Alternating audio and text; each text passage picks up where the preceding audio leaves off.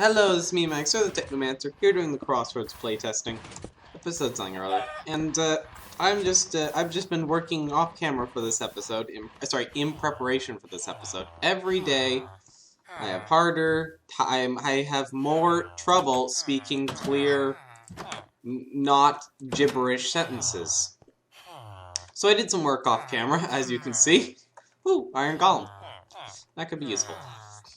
Yes. So, to this episode, we're actually going to start with the magic update. I mean, using magic. It's about time, eh? I did the salt reactor last episode, sort of in preparation. Just to get my hand back in the game before this. So, there were certain materials I knew I was going to need for magic, so I made sure between episodes to take care of that.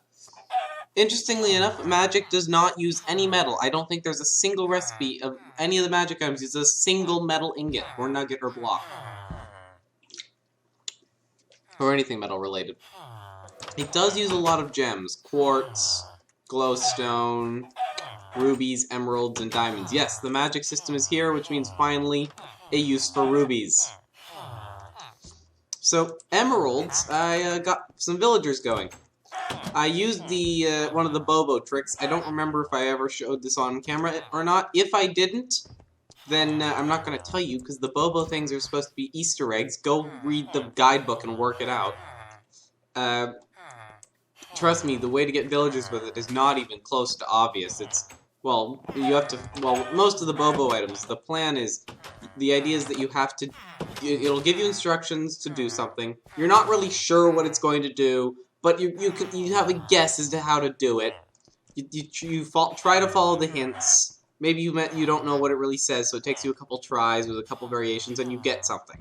And you don't know what it does, but you try it anyways, and it does something cool. Like the vacuum hopper. Or the chicken boots. Or the way to get villagers. Which is pretty cool. And involves those water ponds over there. I will not elaborate. And the villagers doesn't actually involve the brazier, interestingly enough. It involves dirt, though. Hint, hint.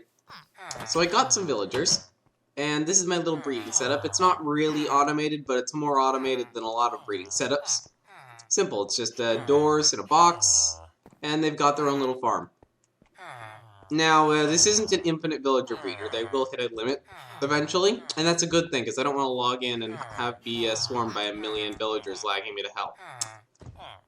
So yeah, that's a thing. See, the farmer villagers can farm crops, and they like these potatoes, and then they'll give the potatoes to the other villagers to help them breed. So they manage themselves, really, and they can't pick up poisonous potatoes, which is nice for me. Yay. That's why I just grabbed those. So yay, my own little villager machine. And I do a little manual work with a vacuum cleaner and a pickaxe to get the ones I want out of here. So I've got this farmer. He's how I was getting emeralds, trading with him. And I've got this guy. He's actually not from my breeder. I actually noticed that guy in the village over that way, and he had a particularly nice trade unlocked right from the start.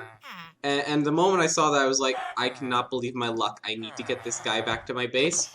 So after much effort with a vacuum cleaner, I managed to, and digging several tunnels, I managed to get this guy all the way over here. Believe it or not, I really did that. And the trade is mending. He sells mending right off the bat. I haven't bought any of those yet because they're quite expensive, but it's good to keep him around. My farmer for getting emeralds, and my villager breeder is cooking along, creating people. Ooh, another librarian. Punched one. Meh. I prefer power. I like power bows. I like bows very much, especially when they're enchanted. What's this guy? Oh yeah, I already saw him. I haven't checked his other trades yet. Anyone interesting yet? You viewers probably don't really care about this. They'll just keep chugging along. Iron Golem though, that's nice. I have a source of iron now. Ah! I forgot how tough these guys hit. I forgot how really nastily strong these guys are. Okay. Oy. Oy. I wanted to kill him and get some iron. How many arrows do I have? I usually have like 5 arrows on me, if that. Usually more like 3. Ay! It's a good thing I'm immune to fall damage. Oh, and water pit is not helpful. Ah! Oh, got him. How many iron ingots? All that for 5 ingots. That was definitely worth it. Okay, let me eat some of my delicious edible blobs. Interestingly enough, these two keep trying to breed, and they're not. Some hearts keep popping up. I don't know why. That cracks me up. Got some cows. I got this chest piece, which is a new Bobo item. It's new to the Magic Update. I added 3 new Bobo items in the Magic Update. All of them are armor pieces, so chicken boots, zombie pigman chest plate, and helmet and pants. They all... I'll say this. They're all like the chicken boots. They provide no armor, they're indestructible, unenchantable, but they have a special ability. Each of them has a specific... Another one's already spawned! Each of them has a specific thing that it protects you from almost completely, and that's all it does. So chicken boots are fall damage, zombie pigman chest piece, you can probably guess. Another one is... well, I won't say yours. I was hoping to punch you and I forgot these guys. I think these guys are immune to knockback. I forgot about that. And this time I don't have any arrows. Stay back. Stay back. Oh, they're not actually that difficult if you do this. Wow, I was way overreacting before. I don't want to die, even though I'm right next to my base. I spawn. Ooh, rose. Or poppy.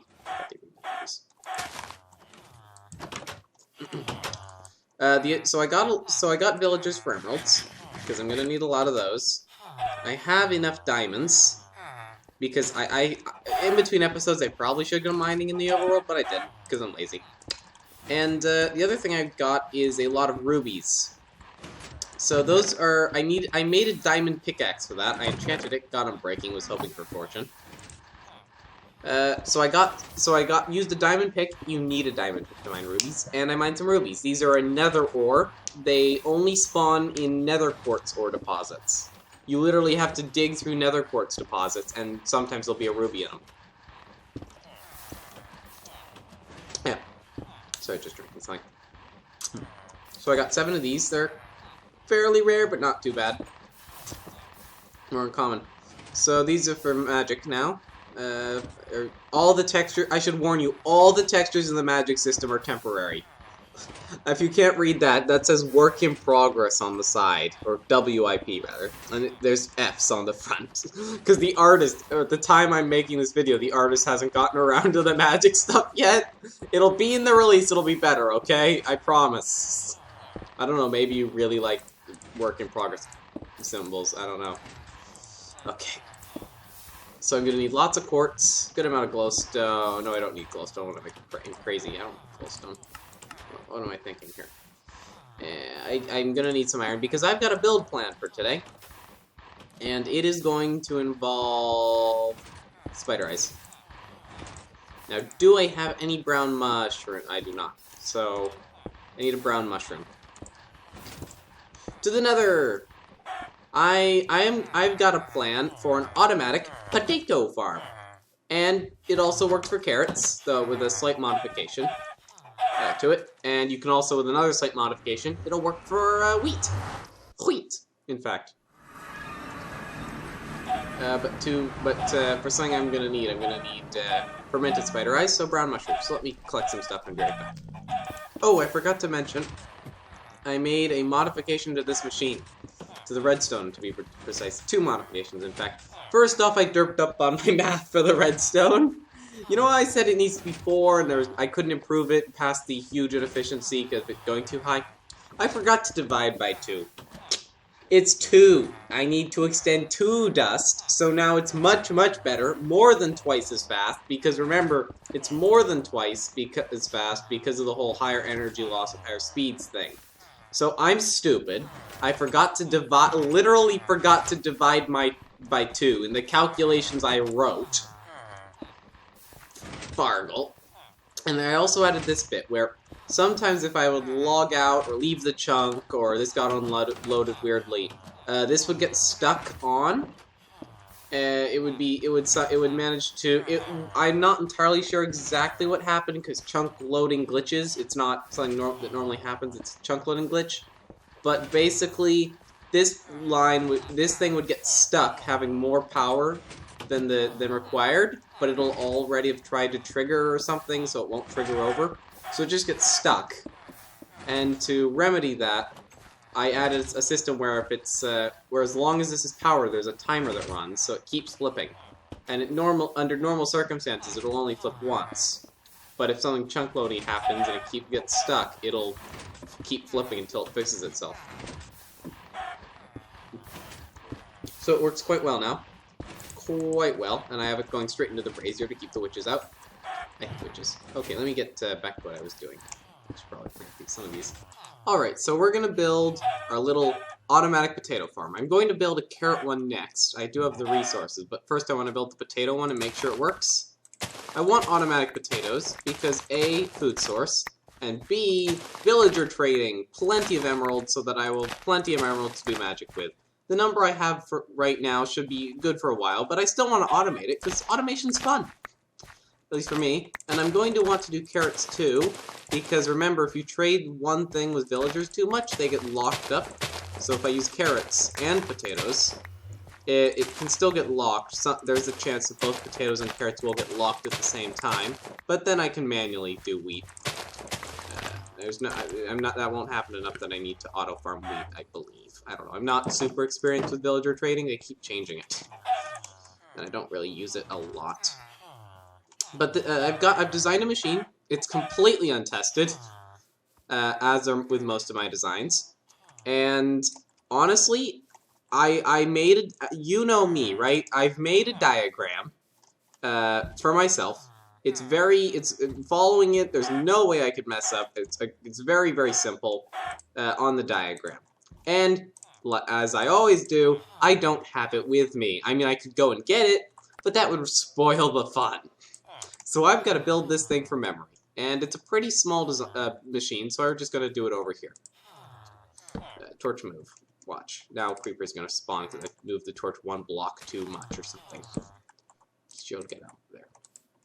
So first thing I'm going to need is a new block magic system. Added with the magic update. Fertile soil. And it's rather expensive. 2 bone meal. Fermented spider eye, that's the nasty bit. 3 dirt, and 3 of the crop you're trying to grow gets you 3 fertile soil of that crop. So now I've got some potato fertile soil. It's farmland. It can't be trampled. I can plant crops on it. It's impossible to trample. Think of it as farmland that you can't trample. And it doesn't need water. Plants will grow as if they're on hydrated land, even without water. And I can't trample the crops on this, even if I take my chicken boots off. I mean, it's hard to trample crops with chicken boots on. It's possible, but more difficult, believe it or not, due to the way I've coded them. But even with them off, I can't trample it. So it's nice, right? It's nice stuff, though very expensive. So what's the trick? Why are there all the varieties? I mean, can't I just plant carrots on my potato soil? Yes, you can. Here's the magic trick. If I, might take a while to demonstrate, but I'm gonna... No! Speaking of the creepers... Get away. No! Stay back. Wait. Yeah, you stay on that side. I want to demonstrate what this does, but it could take a while. It really could take a while. This stuff is not fast. Let me hook up some redstone as well.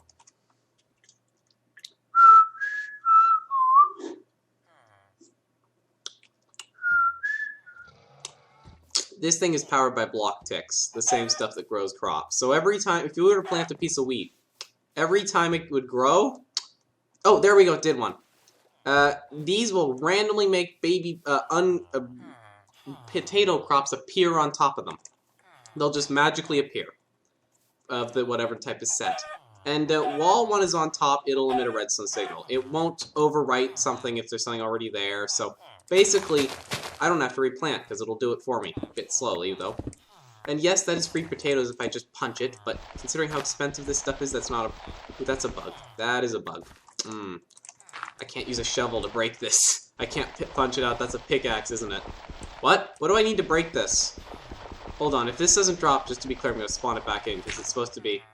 Okay, so I can break it with anything, but it's super slow. What tool is set for this?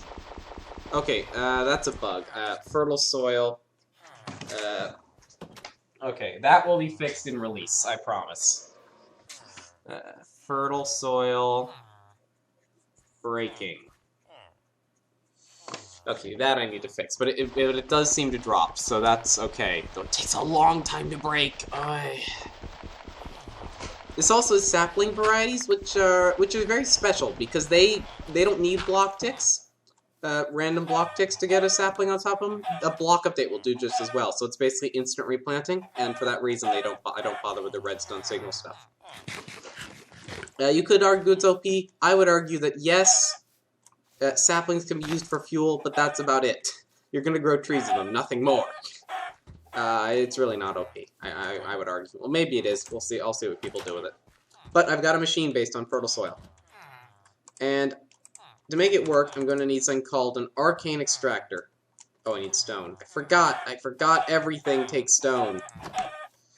Let me grab some stone while I explain the magic system. The magic system is based on beams of, well, they're basically light, but I'm calling them magic because I can. The magic system is, well, let's just say magic travels in beams of light, which is how it works. And but for lore reasons, I'm saying it's not light; it's magic, which is property similar to light, but subtly different, which allows me to make up the. I don't have to bother like making it travel instantly or anything, and I can add delay, and there's no speed of light nonsense. I mean, speed of light is really real and very important, but I don't have to code that in. It's not instantaneous traveling. You can do, you'll be able to have purely black beams. You can't have a black beam of light. That's just scientifically impossible. You can have magic, though. Okay, I have stone. So you get these beams, and they come in different colors, and you can blend the colors, and you can make different colors and split the beams into RGB components. And it's very, very useful because there's no machines that run on magic. However, depending on the color of the beam, it changes the element of the beam, and different elements have different effects when they hit something. It's up to you to discover them on your own, though. Only the basic R, G, and B colors are you told what they do. They all have names. Energy, potential, stability. Let me make the color chart. Be right back. Alright, so I've got myself one of these, a color chart. And this is probably a temporary texture, too. I made it myself, which tells you it's going to be bad. And by made it myself, I mean the sides are the vanilla dark oak blank texture, and the front is just an RGB color chart. I pulled it off the internet and rescaled. The color chart. So this is the interface. And as you can see, there's a whole lot of X's. Well, actually slashes, but that's not the point. Those are actually the barrier icon. And we'll actually change with the resource pack to the way I've done it, because if I mouse over, those are actual barrier items, believe it or not. Those things you see in the interface are barrier items, but you can't pull them out or anything, or pipe them or anything like that. So as I mouse over different regions, it tells me the RGB color of that region. So this is a mixture of blue and green, which, as you can see there, this is pure red. That's green with a bit of red. Somewhere around here is pure green. Somewhere around here is pure blue, and so on. And I see a whole lot of undiscovereds. Well, that'll make sense. This chart will make more sense later. Right now, I'm going to be doing something very basic, though. And the chart won't be particularly important for what I'm doing. But it's good to have. So I'm going to need an arcane extractor and a crystal lens array. So these things are expensive and intended to be so. I need pure quartz. Oh, salt. Forgot to bring the salt. Part of the reason I automated salt, you need a lot of it for magic. Quite a bit, in fact. Not only does most of the machines require pure quartz to make, which takes 2 salt per piece, but also, there are 4 ways to obtain magic. More will probably be added, but all of them are burning down different items. And depending on the item you burn down, you get a different color beam. And I'm not talking about one's blue and one's red and one's green. It's all different mixes, and you're going to have to split them and recombine them to get what you want. But you can burn up salt, redstone dust, glowstone dust, or charcoal. And all 4 of those things are automatable with Crossroads, without bothering with witches. How exactly? Well, redstone and glowstone involve some of the element effects, and charcoal, well, fertile soil combined with a few things for the design I came up with. Still untested. Probably will work. Probably won't work. It probably will and won't work at the same time. Man, I'm a crazy person. Okay, I've got my salt. I'm very salty. Okay. Now if I can finally make the extractor. Sure, give me 12 of these. So they're literally, you might, if you want to run certain setups, you'll actually require to be run on salt, basically. So you will need an automated system to make salt. So I want my arcane extractor. I don't need 2, thank you. I need 1. And I'm going to need another hopper, I just realized. Well, let me show you this thing. So I'm going to put some salt in, just as a demonstration. Oh, it shot out a beam. Just momentarily, we saw a beam come out. And if I right-click on this thing with an omnimeter, it'll tell me the last beam it shot. Stability.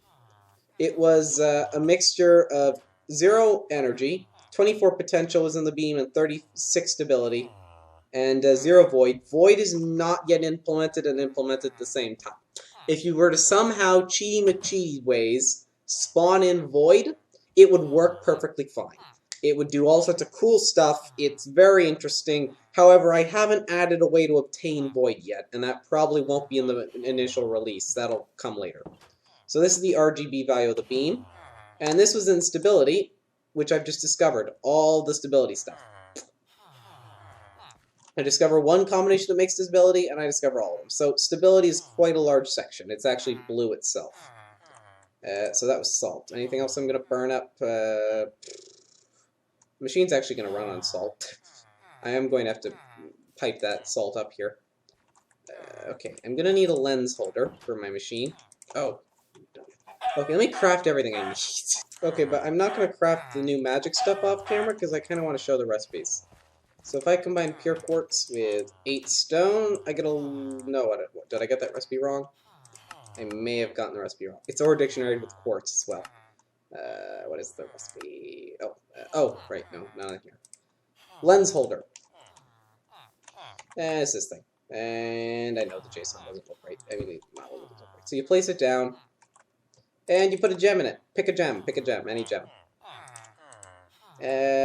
So you can put diamonds, rubies, emeralds, or quartz, pure quartz.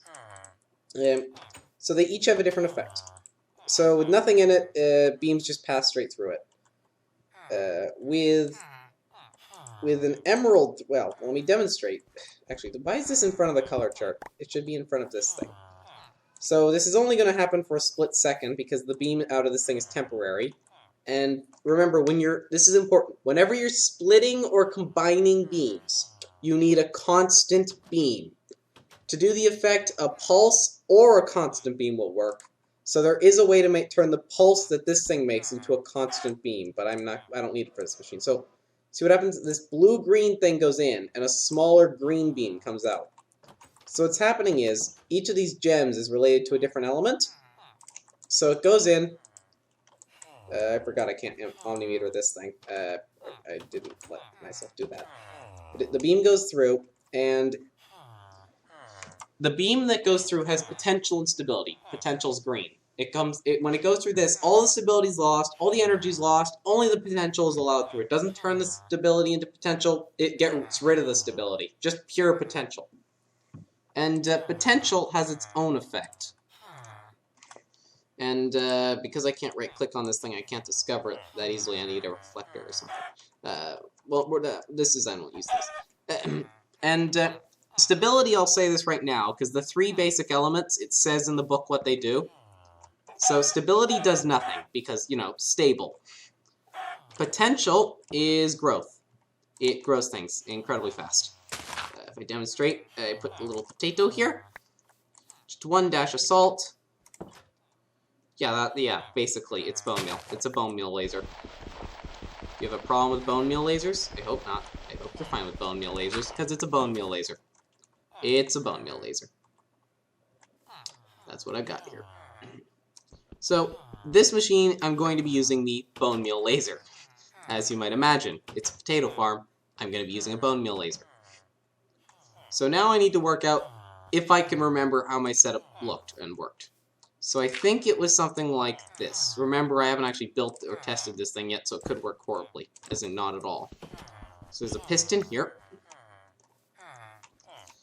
And there's redstone integration on many of these blocks, like the lens holder can interact with redstone. A comparator can detect certain things from it, but this machine doesn't use that feature.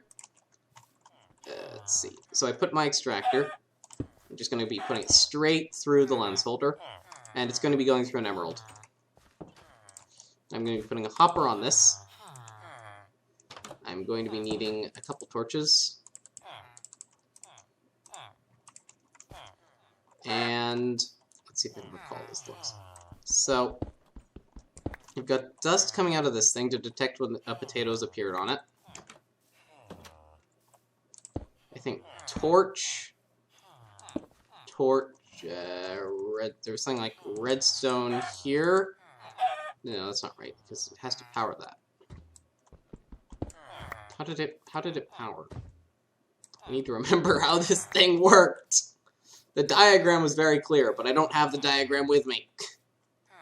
This may have been a mistake, not bringing the diagram. Oh, that needs to go in. I forget how this machine worked. I almost feel like I should fetch the diagram. No, I can work this out. Oh, no, I remember. There was this, and this. But then oh, because that was around back. The problem I'm having is that this little thing is around here. Okay, so it's that way. So, basically, I'm going to control this thing with, well, I'll explain how it all works once I've finished it. It's a pretty simple machine when I can remember how it works. And I'm going to need a repeater, which needs another torch. In fact, I'm going to need 2 torches. I feel like I should craft this on camera, but it's only 1 repeater, and I have all this. Oh, I am stupid. I am very stupid. Confirmed. Oh, wait, there's an iron golem in my. What is this iron golem doing? Okay, this. And I want a nice delay on that. Let's say 4 ticks. And this is going to be my output. So basically, oh no, so I did something wrong because that's supposed to go into the torch. What did I do wrong? Oh, I see. I remember that the actual design involved 2 torches, so it's probably important. It was something like connecting them both up like that. I'll be right back when I've remembered how it works. I'm gonna do this without fetching this sketch. Okay, I believe I've gotten this right. This is a test world. Also, I hate the night, and I can't be bothered to run to the bed. So, that. So, the salt goes in this hopper, and let's just see if we can watch this happen. Oh, I need to get the potato out of there, just for a clean test. Now, as I recall correctly, this isn't the actual design. I can't remember what it was, but it works. I believe the actual design is slightly more compact, but it works, so I'll use it. Come on, just grow a potato. I'll help things along. No, I messed it up. Somehow I changed it. Hold on. Somehow, in the course of testing this, I have broken it. Okay, let me add another tick to this repeater. Okay, so there's 27 that's there. Ah, yes. I think I'm getting this now. No, it's not quite right. For some reason they're... Oh, okay. I think it depends on the length of the hopper time. Okay. Okay, let's go. All the potatoes, come on. Wait, more flew around. There's 21 salt in there. Let's see how much salt this uses. It should only use 1. 20, okay. And is this consistent? It beams before pushing? Oh, yeah. So potatoes are flying everywhere, but that's because I haven't put up walls yet. Here. Yes, I need walls just so that the potato goes in the right place. So what's happening here is... Okay, so this thing runs on salt. Oh, I'm not trash. So every time we just randomly get a potato here, it emits a redstone signal, which first allows a single piece of salt in. Well, actually, it allows salt in. as long as there's a potato on here, salt is allowed to flow in. That bone meals this thing, and on a delay, the piston fires, harvesting the potatoes, which have now been instantly grown. And during the course of doing this, we only use 1 salt. So the rate of this thing is somewhat inconsistent. Sometimes it'll be very fast, or sometimes it'll be very slow, because this thing's running off random block ticks. But it doesn't rely on villagers, and it does get poisonous potatoes, which I do want. Partly for bobo recipes, and partly because I have a weird thing where I like to collect poisonous potatoes. It's sort of like my score. How many poisonous potatoes do I have? Okay. So let's see if we can watch this thing harvest again. Come on, one more time. Come on. This golem's looking at me like, you're a failure. I know I'm not a failure. I swear it works. Just give it time. Put some torches around. Come on. Come on, little dirty. Oh, Soily. Soily. Come on, Soily. Come on. So I can end the video. Do it one more time for me. Come on. I mean, I suppose I could plant my own potato, but I want to watch it happen. Okay, I'll plant a potato. So there's nothing in the hopper. Salt in this. Oh, some of them get launched backwards.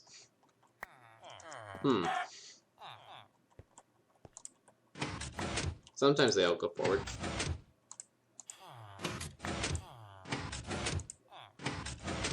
Huh, why do they go backwards that one time if now they're all consistently going the right way?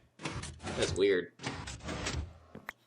I hate how they got launched through the piston because of the whole piston retraction teleportation-y thing. That really annoys me. I've built several machines where that has caused a problem. Oh, I'm out of salt. But yeah, potato machine. It runs on salt. My crops grow with salt as fertilizer. Believe it or not, that's a thing now. Saltilizer. So without salt, it'll only get 1 potato per harvest. With salt, it gets several.